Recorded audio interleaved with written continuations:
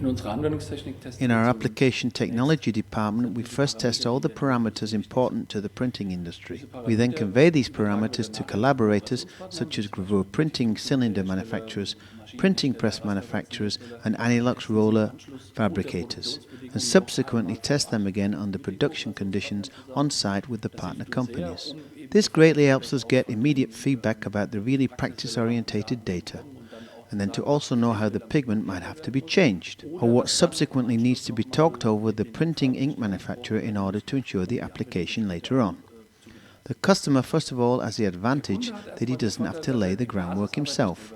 We provide the parameters. These can be used for the ensuing application. Then of course the product will be tested again to see if it really works and if it also can be processed over a longer time period. Of course afterwards, if one or the other problem turns up in the market or if a question pops up, we are in a position to more quickly have answers because these things have already been tested.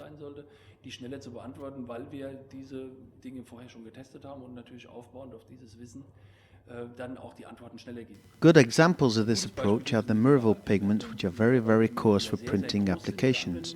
Therefore, in our application technology department, we initially tested whether they can be processed in screen printing, gravure printing, offset coating and in flexo printing.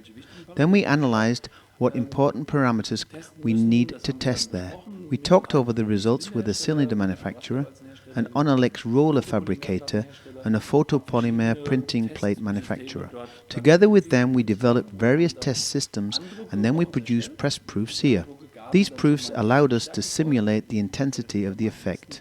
And of course, we were able to test the market to see if it found interest and whether under these conditions the effect we wanted was achieved.